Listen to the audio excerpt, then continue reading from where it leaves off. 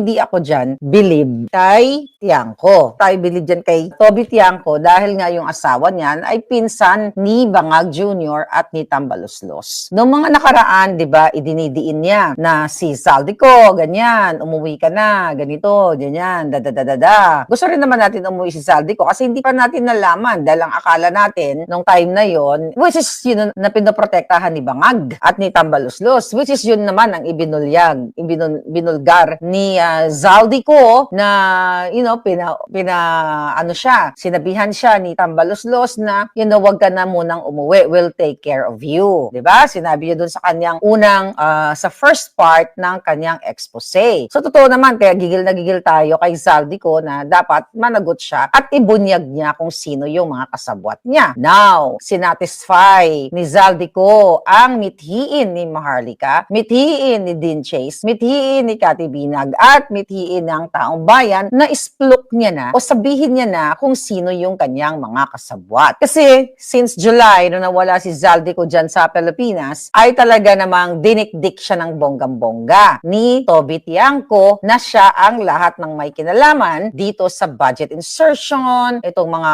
pagnakaw nila sa Kabanang Bayan. Ang sinasabi ko nga, kung natatandaan ninyo, wala akong tiwala dyan kay Toby Tiangco, bakit si Zaldico lang ang kanyang dinidiin na hindi naman mag-aakto si Zaldico kung walang basbas ng isang adiktador, ng isang addictus benedictus na si Marcos Jr. Tama ba ako o mali ako? So ngayon, kaya sabi ko sa inyo, porket naglabas o nagsalita ang isang tao na, oh, ganyan, panagutin si Zaldico o si ganito, ganyan, bibilib na kayo. Huwag kasi kayo basta nagpapaniwala sa script nila. Huwag kayo basta nagpapaniwala sa script nila dahil si Toby Tiangco ay naghawak yan ng salapi ng bayan during the 2025 election, itong midterm election. Di ba magkakakampi sila? So nabuo na yung script na magtataka ka. Well, ano nangyari? Bakit, bakit si Toby Tiangco, ang tinitignan pa natin noon, kung natatandaan niyo bago mag-eleksyon or yung time na nagkakabaliyahan na sila na gusto, may anggulo na gusto ni Tiangco na maging Speaker of the House. Kaya sila nagbabanggaan, di ba? So ngayon, mga kababayan, tapos itong ang naging Speaker of the House, itong si D. So maraming mga anggulo noon na mga sinasabi natin, oh bakit kaya nag-aaway itong mga kahapo ay yung simula nung lumabas ng video si Zaldico, napatunayan na natin na si Toby Tiangco ay kasama sa script ni Bangag Jr. Bakit kamo? Nung lumabas na si Zaldico at sinabi na nag-conspire siya, si Zaldico kay Martin Romualdez Tambaluslos, kay Bangag at dito sa gobyerno, kay Pangandaman, kay Adrian Bersamin, ngayon, anong sinasabi ni Toby Tiangco? Kailangan umuwi ka, di ba? Dahil walang face value o walang legal value yung iyong expose o ang iyong sinasabi. Bakit sa Toby Tiangco, nung ikaw ay nagpa-interview sa iba't ibang mga mainstream media, iba't ibang reporter na dinidiin mo si Zaldico about dito sa pangawat sa budget, ikaw ba ay nag-take ng oath na hindi nyo, ito kasi ang naratibo. Napansin nyo, iisa ang script nila. Hindi pwedeng paniwalaan si Zaldico kasi hindi nakapanumpa at hindi siya nag-take ng oath. So meaning, wag tayo maniwala. Kung ganyan pala, ganyan ang basihan na dapat hindi tayo maniwala, mga kababayan, sa mga sinasabi ng isang tao, isang politiko, ay dapat lahat pala bago mag-release ng statement, ay mag-take muna kayo ng oath. Even reporters. So lahat, bago mag-release ng statement, dapat manumpa muna, mag-sworn statement muna, mag-affidavit muna na ako si Bangag Jr., di ba? Diyan ngayon, nagdrama-drama. Kunyari, chinecheck niya yung mga biktima ng kalamidad, So dapat, manumpa muna bago mag-release ng statement, bago paniwalaan ang tao, ng tao. So meaning, mga kababayan, ang script nila ay pare-pareho. Ganon ang script ni Tito Soto Miles. Ganon ang script ni Lacson. Sino-sino ba naman ito? Sino-sino itong mga to? Itong mga magkakampi. Ganon ang script ni Toby Tiangco. Ganon ang script ni Clarissa Taratara. Ganon ang script ni De Lima. Ganon ang script ng ating mga palangga na mga kaparian, na mga tiwali, na umuwi ka muna kasi hindi natin paniniwalaan yan kasi walang face value yan, walang legal value yan, dapat panumpa ka. Kaya huwag kayo magpapaniwala kay Toby Tiangco gamit pa yung anak niyang nauuto naman kayo. Sinasayaw-sayawan lang kayo ng anak ni Toby Chanko. Nagpapaniwala na kayo. Ngayon, anong sinasabi niyo dito sa balita? Hindi pwedeng salita lang. Dapat mag-testify siya under oath. Sabi dito, hinimok ni Toby Chanko si dating Representative Zaldico na ilahad ang kanyang testimonya sa ilalim ng panunumpa. Chuchu-chuchu. Ito ang sabi. Hindi naman po pwedeng salita siya ng salita. Tapos he will not swear under oath na totoo yun para magkaroon ng legal value yung sinasabi niya. Ilabas niya at panumpaan niya. Julul. Ito na nga yung naratibo niya. Dahil, bakit? Nadidiin ang pinakamamahal niyang Pangulong Bangag. Dati, nung si Zaldico lang, okay, Zaldico, nasa ka ba? Magkape nga tayo. Di ba? Magkape tayo. Akala ko na sa Amerika, kadali. Okay. Ngayon, nung si Zaldico pa lang, ang idinidiin, inilalako niya sa media, si Zaldico, ay, dapat paniwalaan siya. Galing-galing ni Toby Chanko. Wow! Nye. Di ba? Pero ngayon, na nagsalta na si Zaldico, after na siya lang ang dinidiin, sabi nga ni Zaldico, ginawa siyang poster boy dito sa flood control. Kasi naniniwala tayo na hindi nga si Zaldico lang ang pwedeng ang magdedesisyon pagdating sa budget insertion at pagdating dito sa mga pagnanakaw. Paulit-ulit natin. You know, hindi tayo tanga katulad ng mga insimada, katulad ng mga trolls nila na sarado ang mga utak. Na finidan lang na sabihin, sabihin nyo, simulcast tayo. Sabihin nyo, AI yung video. Diba? So, ito ngayon, ang eksena ni Toby Chanko. Sabi niya, ang dapat daw, hinahamon niya. Hinahamon din ni Toby Chanko na maglabas ng ebidensya upang patunayan ang kanyang aligasyon. Isa-isa na nilalabas ng ebidensya. Yung statement ni Zaldico, hindi natin sinasabing 100% accurate yung mga sinasabi niya. Meron siyang mga nilalabas. Tama naman, pagdarating sa bakbakan sa korte, kailangan talaga niyang mag-sworn statement. Pero, initial pa lang yan.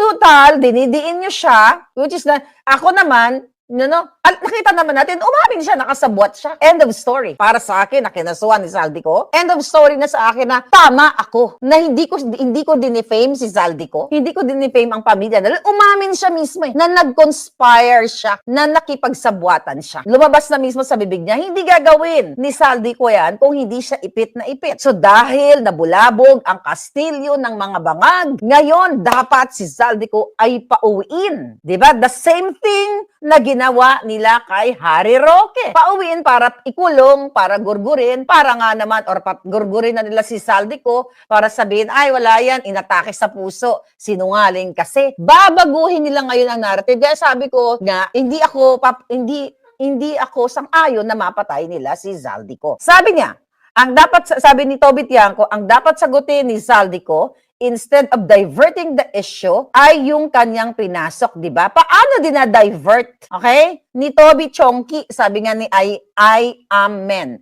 Paano dinadivert ni Zaldico ang issue? Sinabi niya lang, nilinaw niya lang sa taong bayan na sa kabila ng siya ay makasalanan dahil nakipagsabwatan siya. Sabi ko nga sa inyo, hindi pwedeng mawala sa pananagutan si Zaldico. Pero dahil inilabas niya ang katotohanan na alam niya with pictures, with documentation na si Bangag Jr., si Tambaluslos, ang mastermind, ang protector, ang godfather ng sindikatong Marcos Romualdez Araneta Triumvirate. Ngayon, sinasabi dito ni Toby Chanko, mga kababayan, na dinadivert daw yung issue. Kasi, ito pa statement ni Chanko, kasi yung sa kanya madaling i-trace For example, Bulacan.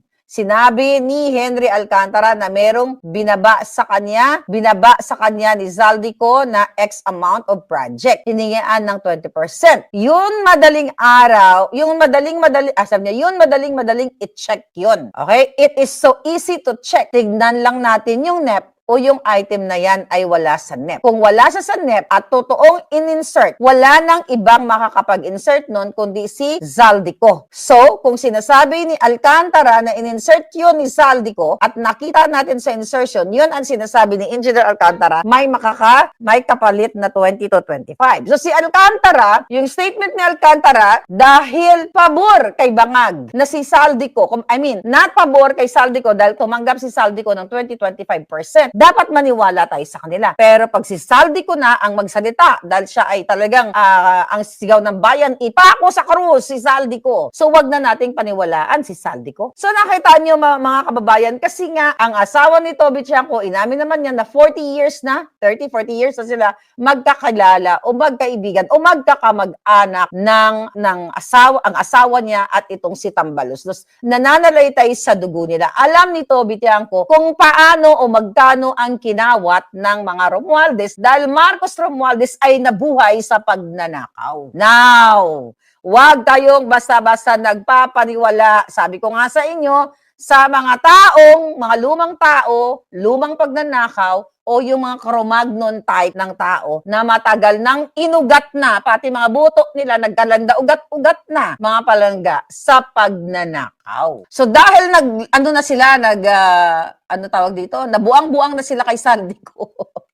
Nabuang-buang na sila kay Saldico. Ito ngayon ang kanilang ginagawa na talagang baliktarin na si Saldico lang ang masamang tao. Hindi nga aakto si Saldico eh. Siya nga lang ay isang aso dyan. Paulit-ulit nating sinasabi yan. Hindi naman tanga ang Pilipino. Kaya nga sabi ko, hindi tanga ang Pilipino na maniniwala tayo na si Saldico lang ay may kapangyarihan na gusto niya i-insert. Diba? Sino ang pumipirma niyan? Si Bangag. Naalala niyo ang sinabi pa ni Bangag sa kanyang SONA na binasa niya bawat page na 5,000 ba o 4,000 pages yun, ibinida niya, na tinignan niya. Kung tinignan niya pala ang budget, di ba, ay binasa niya yung budget line by line, page by page, bakit nakalusot si Saldico sa budget insertion? Nakita nyo? Sunog na naman ang naratibo ng Bangag Marcos Jr. na yon. Sa SONA, sinabi, mayroon tayong 5,500 flood control. Nya, ngingiwi, babangag-bangag. Boom! After 2 days, pinak-check ng delubyo ng kalikasan. Nalaman natin na nagkaroon ng pangawat at sila nga ang makawat. 2025, panagutin natin ang mga kontraktor. Kasi akala nila hindi malalaman or siguro hindi inisip ni Bangag na si Saldico, during the time, yung plano nila siguro, sige, cool ka lang, Saldico, ito ang gagawin natin. Magdrama-drama lang muna si Bangag na kunyari, pananagutin niya ang mga kontraktor o mga kawatan pero ililigtas ka. Kaya, di ba, sinabi ni Saldico noon na pauwi na siya dapat from sa kanyang vacation grande, tinawagan siya ni Romualdez na huwag ka na muna umuwi, we'll take care of you, di ba? Yung pala, ididiin siya na siya lang ang kawat-kawat. Mga kababayan, sa aking mga palangga na nakikinig sa probinsya, mula Apari hanggang Hulo, ika nga, di ba? Ang gawin nyo, dahil ngayong araw na yan, November 16, ang ating pagtitipon dyan sa Maynila, sa EDSA, sa Luneta, sa Grandstand, mga kababayan. Kaya naman naglabas na ng mga barbed wire ang mga hinayupak para kayo ay matusok. Pero, huwag kayong matatakot dyan. Basta peaceful gathering lang tayo ng bonggang-bongga, punuin ang kalsada, kalampagin, even mga nasa probinsya, kalampagin ang inyong mga kapatolyo, magdala kayo ng sarili ninyong karatula, kahit bond paper lang yan, kahit karton ng sigarilyo, isulat ninyo kung anong gusto nyong mensahe para organic kayo. Let's say, ayoko na sa Bangag, ang inakabangag, kung ano man lang ang sasabihin nyo, tama na, sobra na ang kabangagan. So, ito anong message para organic? Ano yung feelings mo? Para walang nagdidictate sa'yo. Walang nagdidikta. It's on your coming from here kung ano yung himutok mo sa gobyernong ito. Kaya kung wala kayo sa Maynila, pwede nyo gawin yan sa Kapitolyo. Then, ilike din nyo para makita ng buong mundo. Kayo dyan, kaysa magtambay-tambay kayo, mag-inom-inom kayo, at least for 3 days, magkaroon kayo ng paninindigan para sa inyong mga anak at sa inyong future. Huwag na kuya mag-inom-inom, huwag na muna kayo mag-session-session. Kasi pag naipanalo nyo ang inyong paninindigan, ang inyong bayan at napalitan ng inyong bangag na presidente, bangag na first lady, magnanakaw, hinahakot na ang pera ninyo, magkakaroon kayo ng kahit pa paano, pag napatalsik nyo itong mga ito, kahit pa paano magkaroon kayo ng buwas damlag ng future sa susunod na presidente na hindi ganitong walang ginawa kundi magnakaw ng magnakaw.